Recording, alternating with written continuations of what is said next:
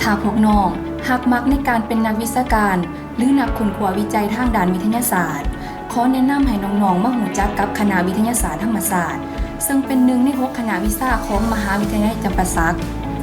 ซึ่งมีหลักสูตรการเรียนการสอนที่สามารถรองรับบรรดาอาชีพต่างๆทั้งภาครัฐและภาคเอกชน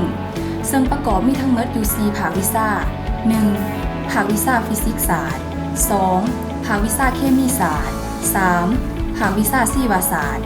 4. ภาควิชาคณิตศาสตร์สำหรับโซเคียน2024-2025นี้พวกเฮาเปิดรับสมัครนักศึกษาสุดใหม่ทั้งหมด7สาขาวิชาซึ่งแต่ละสาขาวิชาสามารถประกอบอาชีพที่ติดพันกับวิชาเฉพาะคือสาขาฟิสิกส์ศาสตร์สามารถเป็นนักวิชาการในบรรดาโรงงานอุตสาหกรรมต่างๆเช่นโรงงานซีมั่งโรงงานอุตสาหกรรมเหล็กบริษัทขุดขนแร่ธาตุต่างๆไฟฟ้าธรณีศาสตร์และอุตุนิยมเป็นต้นสาขาพลังงานทดแทนสามารถเป็นนักวิชาการในบรรดาสถาบันต่างๆเช่นสถาบันค้นคว้าพลังงานและบ่อแฮแผนกทรัพยากรธรรมศาสตร์และสิ่งแวดล้อมโรงงานไฟฟ้าพลังงานทดแทนเป็นต้นแมนพลังงานลมพลังงานแสงตะเวนพลังงานน้ำและพลังงานความร้อนสาขาเคมีศาสตร์สามารถเป็นนักวิชาการในบรรดาแผนกการและโรงงานต่างๆเช่นแผนกสาธารณสุขแผนกทรัพยากรธรรมศาสตร์และสิ่งแวดล้อมแผนกกสิกรรมป่าไม้โรงงานผลิตยาโรงงานผลิตเบียร์บริษัทซีมั่งโรงงานน้ำประปาบริษัทผลิตและขุดขนบ่อแฮเป็นต้นสาขาเคมีผลิตภัณฑ์สามารถเป็นนักวิชาการในบรรดาแผนกการและโรงงานต่างๆเช่นแผนกสาธารณสุขแผนกทรัพยากรธรรมศาสตร์และสิ่งแวดล้อมแผนกกสิกรรมป่าไม้โรงงานผลิตยาโรงงานผลิตเบียร์โรงงานซีมั่งโรงงานน้ำประปาบริษัทผลิตและขุดขนบ่อแฮบริษัทผลิตเครื่องสำอางอุตสาหกรรมแพนแพทย์โรงงานผลิตเจียโรงงานผลิตสีโรงงานผลิตปูนชีวภาพและโรงงานอุตสาหกรรมอาหารเป็นต้นสาขาชีวศาสตร์เป็นนักวิชาการในบรรดาโค้งเขตต่างๆเช่นศูนย์นิเวศวิทยากระทรวงทรัพยากรและสิ่งแวดล้อมแผนกเทคโนโลยีและการสื่อสารกระทรวงกสิกรรมและป่าไม้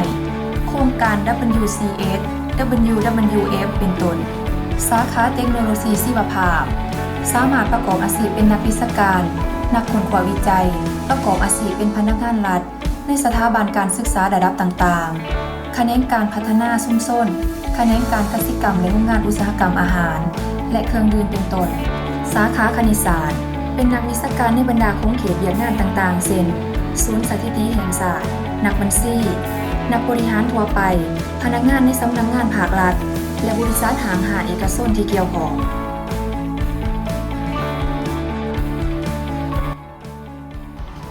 สบายดีเข้าสู่เกษณาศรีหราชจบจากภาควิชาคณิตศาสตร์คณะวิทยาศาสตร์ธรรมศาสตร์มหาวิทยาลัยธรรมศาสตร์โซเฮียนที่จบแมน2017-2018เจ้าตอนนี้ประกอบอาชีพเป็นพนักงานเอกชนสังกัดอยู่บริษัทมหาไซเทรดดิ้งสำหรับตำแหน่งที่เขาที่สอบก็จะเป็นรองผู้จัดการสาขาเพิ่นโดยสำหรับวิชาที่เรียนมาเนาะในสายเรียนแม่เรียนก็คือตอบโจทย์หลายในการประกอบอาชีพและดำรงชีวิตอย่างล่วงหลายเนาะที่สำคัญยังได้ใส่ตัวจริงเกี่ยวกับ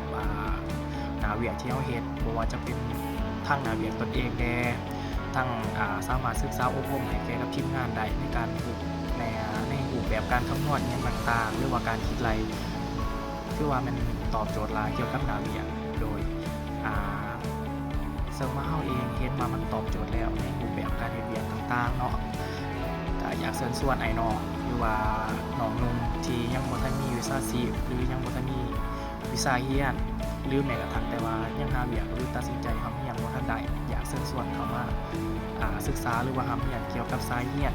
นี้หรือว่าในภาควิชานี้แม้กระทั่งแต่ในคณะวิทยาศาสตร์เท่านี้เนาะขอขอบใจสบายดีเนาะข้าพเจ้าชื่อเสริมไส้ศิริบุคคาเป็นอดีตนักศึกษาอยู่มหาวิทยาลัยจำปาสักเนาะก็เรียนอยู่คณะวิทยาศาสตร์ธรรมศาสตร์เนาะสาขาฟิสิกส์ศาสตร์ปัจจุบันนี้มาเฮ็ดเวียกอยู่แขวงขมวนเนาะอยู่โรงงานผลิตปูนซีมั่งสบายดีข้าพเจ้าเองชื่อท้าวสุขสันต์มีภากรเป็นศิษย์เก่าของคณะวิทยาศาสตร์ธรรมศาสตร์ภาควิชาเคมีศาสตร์ตอนนี้แมน และประกอบอาชีพนำบริษัทของโรงงานจุงยาอีซีซีบางลาวจำกัดสารวัตรมีหน้าที่รับผิดชอบแมนควบคุมคุณภาพของวัตถุดิบและกริงเกอร์หรือว่าปูนเม็ดมีตำแหน่งเป็นหัวหน้าวิชาการควบคุมคุณภาพของแผนกวิจัยสำหรับสายที่เรียนมาแมนมีความตอบสนองได้ดีเพราะข้าพเจ้าเรียนสายเคมีศาสตร์ซึ่งเป็นภาควิชาที่มีความเกี่ยวข้องกับบริษัทและอีกหลายบริษัทที่เพิ่นต้องการบุคลากรดังนั้นจึงอยากเชิญชวนน้องๆนักเรียนที่กำลังจบใหม่อยากจะศึกษาหรือว่าเรียนรู้